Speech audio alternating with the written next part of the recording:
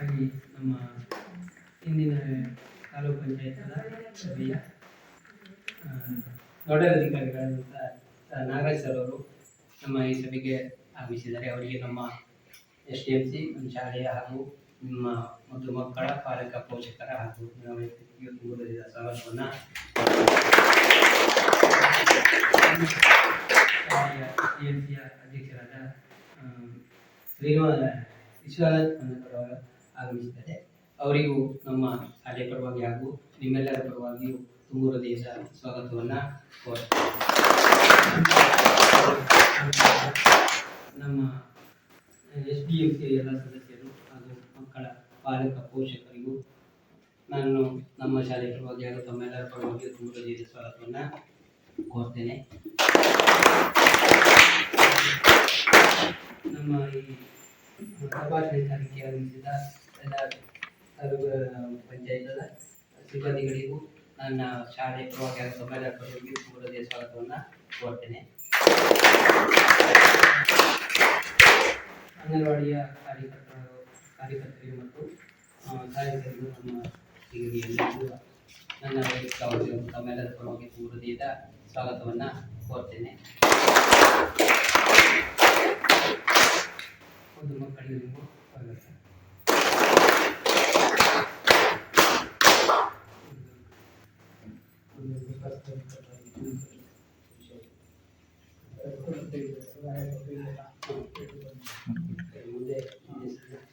ಈ ದಿನಾಂಕ ಮುಂದಿನ ವಿಷಯವನ್ನು ನಮ್ಮ ತಾಲೂಕಿನ ಇದರ ನೋಡಲ್ ಅಧಿಕಾರಿಗಳಂತ ನಾಗೇಶ್ ಸರ್ ಅವರು ಈ ಬಗ್ಗೆ ತಮ್ಮ ಮಾತನ್ನು ಹೇಳ್ತಾರೆ.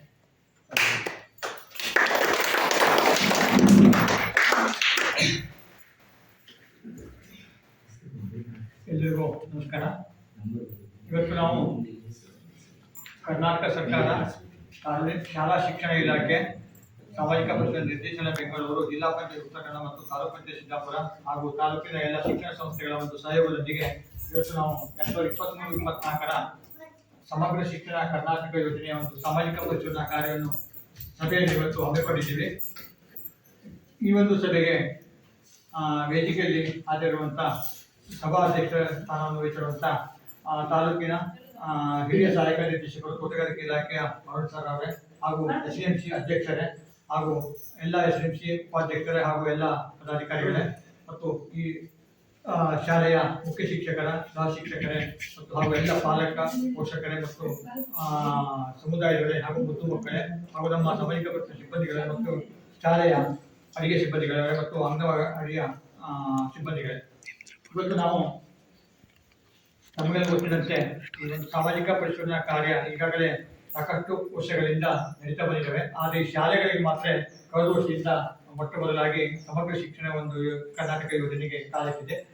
ಈ ಮೊದಲು ನಾವು ಗ್ರಾಮ ಪಂಚಾಯತ್, ತಾಲೂಕು ಪಂಚಾಯತ್ ಅಥವಾ ಜಿಲ್ಲಾ ಪಂಚಾಯತ್ ಅಥವಾ ಬೇರೆ ಇತರ ಇಲಾಖೆಗಳು, ಕಂದಾಯ ಇಲಾಖೆಗಳು ಅಥವಾ ಕುಡಿಯ ನೀರಿಗೆ ಸಂಬಂಧಪಟ್ಟಂತೆ ಇರ್ಬೋದು, ಇವುಗಳನ್ನೆಲ್ಲ ನಾವು ಸಾಮಾಜಿಕ ಪರಿಸರ ಕಾರ್ಯವನ್ನು ಮಾಡಿಬಿಟ್ಟು ಸಾರ್ವಜನಿಕರ ಸಮ್ಮುಖದಲ್ಲಿ ಒಂದು ಚರ್ಚೆಯನ್ನು ಮಾಡಿಬಿಟ್ಟು ಅದನ್ನು ಸರ್ಕಾರ ಗಮನಕ್ಕೆ ತರ್ತಿದ್ವಿ. ಅದೇ ತರ ಈಗ ಇದೆ ಶಿಕ್ಷಣ ಸಂಸ್ಥೆಗಳು ಕೂಡ ಇದು ಕಡ್ಡಾಯ ಮಾಡಿದ್ದಾರೆ. ಇದರಲ್ಲಿ 2 ಯೋಜನೆಗಳಿದ್ದಾವೆ. ಒಂದು ಸಮಗ್ರ ಶಿಕ್ಷಣ ಕರ್ನಾಟಕ ಯೋಜನೆ, ಮತ್ತೊಂದು ಮಧ್ಯಾಹ್ನ ಬಿಸಿ ಊಟ ಯೋಜನೆ, MDMA ಹೇಳ್ತೇವೆ, ಪ್ರಧಾನಮಂತ್ರಿ ಪೋಷಣ ಶಕ್ತಿ ನಿರ್ಮಾಣ ಯೋಜನೆ ಅಂತ. ಇದು ಸಮಗ್ರ ಶಿಕ್ಷಣ ಕರ್ನಾಟಕ ಯೋಜನೆ ನಮ್ಮ ಸರ್ಕಾರಿ ಶಾಲೆಗಳಿಗೆ ಮಾತ್ರ ಬರುತ್ತೆ. ಮಧ್ಯಾಹ್ನ ಬಿಸಿ ಊಟ ಯೋಜನೆ ಸರ್ಕಾರಿ ಶಾಲೆಗಳು ಮತ್ತು ಅನುದಾನಿತ ಶಾಲೆಗಳಿಗೂ ಕೂಡ ಬರುತ್ತೆ. ಇಲ್ಲಿ ಏನಿದೆ, ಹೋದ ವರ್ಷದಿಂದ ಸಮಗ್ರ ಶಿಕ್ಷಣ ಕರ್ನಾಟಕ ಯೋಜನೆ ಜಾರಿ ಬಂದಿದೆ, ಅಂದ್ರೆ ನಮ್ಮ ಸಾಮಾಜಿಕ ಪರಿಶೋಧನೆ ಕಾರ್ಯ ಜಾರಿ ಬಂದಿದೆ. ಅದಕ್ಕೂ ಹಿಂದೆ ಏನಿದೆ ಮಧ್ಯಾಹ್ನ ಬಿಸಿ ಊಟದ ಯೋಜನೆ ಆಲ್ರೆಡಿ ಸ್ಟಾರ್ಟ್ ಇದೆ. ಈಗ ಪ್ರತಿ ವರ್ಷ ಏನಿದೆ ಕೆಲವು ಆಯ್ದ ಶಾಲೆಗಳನ್ನು ಮಧ್ಯಾಹ್ನ ಬಿಸಿ ಊಟ ಯೋಜನೆಗೆ ಕೊಡ್ತಾ ಇದ್ದಾರೆ. ಅದೇ ಪ್ರಕಾರ ಈ ವರ್ಷ ಕೂಡ ಮಧ್ಯಾಹ್ನ ಬಿಸಿ ಊಟ ಯೋಜನೆ ಶಾಲೆಗಳು ಬರಬೇಕಿದೆ, ಇನ್ನು ಬಂದಿಲ್ಲ. ಅದು ಇದೇ ಶಾಲೆಗಳು ಬರ್ಬೋದು ಅಥವಾ ಬೇರೆ ಶಾಲೆಗಳು ಬರ್ಬೋದು. ಅಲ್ಲಿ ಏನಿದೆ ಅನುದಾನಿತ ಶಾಲೆಗಳು ಕೂಡ ಬರುತ್ತೆ. ಅನುದಾನಿತ ಶಾಲೆಗಳಿಗೂ ಮಧ್ಯಾಹ್ನ ಬಿಸಿ ಊಟ ಸರ್ಕಾರದಿಂದ ಫ್ರೀ ಇದೆ. ಈ ಸಮಗ್ರ ಶಿಕ್ಷಣ ಕರ್ನಾಟಕ ಯೋಜನೆ ನಾವು ಪ್ರತಿ ಗ್ರಾಮ ಪಂಚಾಯತ್ ವ್ಯಾಪ್ತಿಯಿಂದ 2 ಶಾಲೆಗಳು, ಕಳೆದ ವರ್ಷ ಅದೇ ಪ್ರಕಾರ 46 ಶಾಲೆ, 23 ಪಂಚಾಯತ್ 46 ಶಾಲೆಗಳನ್ನು ಮಾಡ್ತೀವಿ.